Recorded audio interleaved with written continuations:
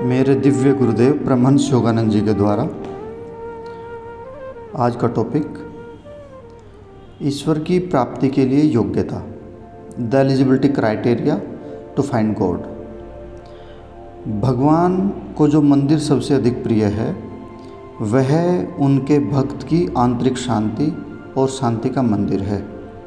परमहंस योगानंद जी समझा रहे हैं कि भगवान को प्राप्त करने का सिर्फ एक ही मंदिर है और वह मन की शांति का मंदिर, आंतरिक शांति का मंदिर। जब भी आप यहाँ एक खूबसूरत मंदिर में प्रवेश करें, बेचैनी और चिंताओं को पीछे छोड़ दें। यदि आप उन्हें जाने नहीं देंगे, मतलब शांति को और सौम्यता को, तो भगवान आपके पास आ सकेंगे। सबसे पहले अपने अंदर सौंदर्य और शांति का मंदिर स्थापित करें। वहाँ तुम अपनी आत्मा की वेदी पर पाओगे। आत्मा की वेदी मतलब आत्मा का सिंहासन, यानी कि आपका अंतर्मन। कभी कभी व्यक्ति यह सोचकर निराश हो जाता है कि ईश्वर को खोजने में बहुत देर हो गई है। अब भी देरी नहीं हुई है। भगवत गीता सिखाती है कि अगर कोई यह महसूस करता है कि यह दुनिया झूठी है और केवल आत्मा यानी कि ईश्वर ही वास्तविक हैं, भले ही यह मृत्यु के पहले अंतिम क्षण में हो, मतलब भले ही जब व्यक्ति मरने वाला हो और उससे पहले ये समझे कि यह दुनिया झूठी है, वास्तविक नहीं है, केवल ईश्वर ही वास्तविक है, तो वह पृथ्वी से बाहर निकलने के बाद, मतलब अपनी मृत्यु के बाद, एक बेहतर दुनिया यानी कि परमात्मा का सूक्ष्म लोक में प्रवेश करेगा। देर सबेर हम में से हर कोई ऐसा करेगा, मतलब देर सबेर हम में से हर कोई मृत्यु को प्राप्त होगा ही होगा। इस धरती से छीन लिया जाएगा। अभी जाने कि जीवन क्या है। यहाँ आपके अनुभव का महान उद्देश्य आपको उनके अर्थ खोजने के लिए प्रेरित करना है। मतलब जितनी भी समस्याएं हैं, इसका सिर्फ एक ही मोटो, एक ही उद्देश्य है, ताकि हम देख पाएँ कि वास्तविकता क्या है, परमात्मा या संसार। इंसानियत की इस बारात को अहमियत मत दो। जैसे जैसे समय आगे बढ़ता है, आपको अंततः यह एहसास होना चाहिए कि आप उस महान परमेश्वर का हिस्सा हैं। आप भगवान के अंश हैं। ईश्वर प्राप्ति को अपना लक्ष्य बनाओ। महाअवतार बाबा जी ने कहा है कि इस धर्म का थोड़ा सा भी धार्मिक कार्य, भगवान को जानने की खोज, आपको महान भय से बचाएगा। महाअवतार बाबा जी ने कहा है कि जब भी आप परमात्मा की खोज करते हैं किसी भी विधि के द्वारा, और हाईएस्ट विधि है क्रिया योग ध्यान, तो महाअवतार बाबा जी का ये वचन है कि कोई भी भगवान की खोज में निरंतरता और पूर्ण हृदय के साथ जब ईश्वर की खोज करता है तो यह भयानक भय से बचाएगा। मृत्यु या विफलता या अन्य गंभीर परेशानियों की संभावना मनुष्य में एक महान भय जगाती है।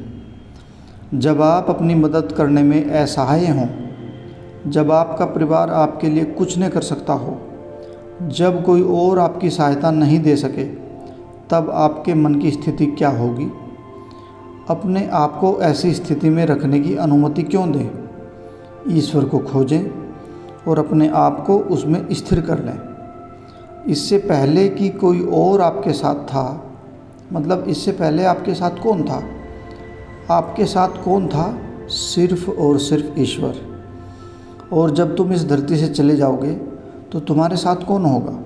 केवल और केवल भगवान। लेकिन आप उसे तब तक नहीं जान पाएंगे जब तक आप अभी उससे दोस्ती नहीं कर लेते। यदि आप ईश्वर को गहराई से खोजेंगे तो आप उसे पा लेंगे। सृष्टि की हर चीज़ आपको ईश्वर से लुभाने का प्रलोभन देती है। यानी कि सृष्टि में हर एक चीज़ जो भी है ईश्वर से दूर करने का प्रलोभन देती है। ईश्वर से लुभाने का प्रलोभन देती है, लेकिन वह किसी भी सांसारिक प्रलोभन से अधिक आकर्षक है। कौन आकर्षक है? परमात्मा। लेकिन वह किसी भी सांसारिक प्रलोभन से अधिक आकर्षक है।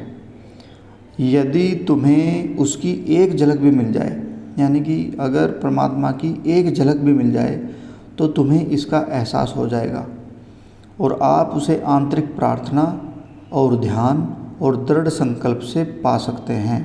यहाँ गुरु जी का निर्देशन है कि आप उसे आंतरिक प्रार्थना, मन में लगातार परमात्मा को पुकारना और ध्यान, क्रिया योग विधि का निरंतर अभ्यास और दृढ़ संकल्प, सबसे बढ़िया दृढ़ संकल्प, विल पावर।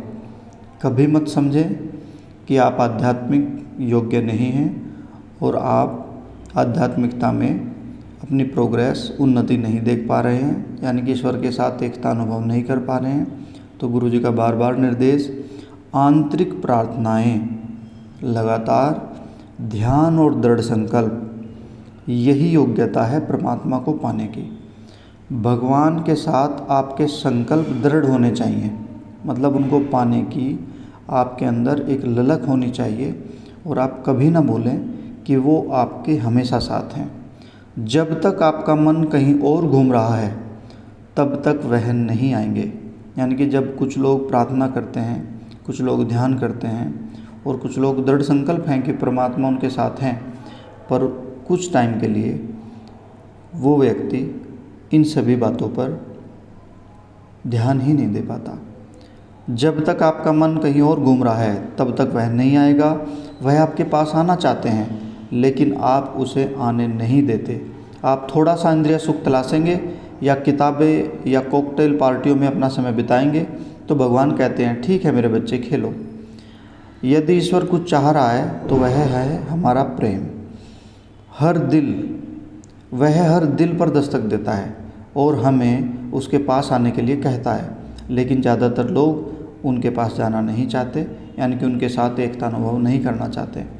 फिर भी जब वे मुसीबत में पड़ जाते हैं और बीमार हो जाते हैं तो वे तुरंत उसको बुलाते हैं, यानी कि परमात्मा को बुलाते हैं। वह जो समृद्ध और खुश रहते हुए भगवान से दोस्ती करता है, जब उसे ज़रूरत होगी तो वह हमेशा भगवान को अपने करीब पाएगा। लेकिन जो उसे रिश्ते बनाने में देरी करता है उसे अकेले ही अपनी परीक्षाएं लड़नी होंगी। जब तक कि ज्ञान और बिना शर्त समर्पण के माध्यम से वह शाश्वत मित्र को नहीं पा लेता। मानवता के इस विशाल समूह में से केवल कुछ ही लोग गहराई से ईश्वर को खोज रहे हैं। वे कहाँ हैं जिन्होंने 200 वर्ष पहले यह सोचा था कि वह उसकी धरती है? यानी कि वो लोग जो आज से 200 साल पहले इस धरती पर थे, वो सोच रहे थे कि यह धरती उनकी है, पर आज वो यहाँ नहीं हैं, सभी चले गए। और उनमें से शायद केवल कुछ ही लोगों ने जीवन के बारे में सच्चाई को समझा है और भगवान के आत्म साक्षात्कारी भक्त बन गए। फिर भी प्रत्येक आने वाली पीढ़ी सोचती है कि यह जीवन वास्तविक है। जब से आप यहाँ हैं, आप इस शो का खूब आनंद उठा रहे हैं, यानी कि दुनिया में हैं, इसमें बहुत अधिक शामिल न हों। ईश्वर को खोजें, एकांत में रहिए। वह उसे अपने प्रेम से आकर्षित करने का प्रयास कर रहा है। वह हमें वे सभी चमत्कार दिखा रहे हैं जो हम देखना चाहते हैं, बढ़ती चीज़ों के चमत्कार और प्रकृति के उस उत्तम दिनचर्या के साथ। वह वहीं फूलों के पीछे है, उसे खोजो। वैज्ञानिक ने अपनी खोज अभी प्रार्थना के माध्यम से नहीं की, उन्होंने विज्ञान के नियमों का पालन किया। ठीक इसी तरह आध्यात्मिकता के नियमों को ग्रहण कीजिए। आध्यात्मिकता के नियम: निरंतर प्रार्थना, निरंतर ध्यान, दृढ़ संकल्प और किसी भी लालच में न पड़ के परमात्मा को प्रार्थना देना। आप चलते हुए भक्ति कर सकते हैं, सोच सकते हैं कि हे ईश्वर, ये आप ही हैं जो मेरे पैरों से चलते हैं। आप सोचते हुए परमात्मा से भक्ति कर सकते हैं, प्रार्थना कर सकते हैं, हे ईश्वर, ये आप ही हैं जो मुझे सोचने की शक्ति देते हैं। जब आप कुछ कार्य कर रहे होते हैं तब आप मन ही मन परमात्मा से बात करें, हे ईश्वर, ये आप हैं जो मेरे माध्यम से कार्य कर रहे हैं। जब भी आप देखें और किसी को अपना प्रेम दें, तो समझें कि हे ईश्वर, ये आप ही हैं जो मेरे हृदय के माध्यम से प्रेम दे रहे हैं। जो भी अनुभव हैं, सभी अनुभव को ईश्वर की चेतना में जिए। यही है परमात्मा को प्राप्त करने का एलिजिबिलिटी क्राइटेरिया, मापदंड। यही है वो सभी आध्यात्मिक नियम जिसके माध्यम से परमात्मा आपके हृदय में प्रकट होंगे। एक महान आनंद, दिव्य शांति और सभी किस्म के ज्ञान और आपकी सभी जो भी अधूरी इच्छाएं हैं, उन सभी की प्राप्ति के साथ। जय गुरु।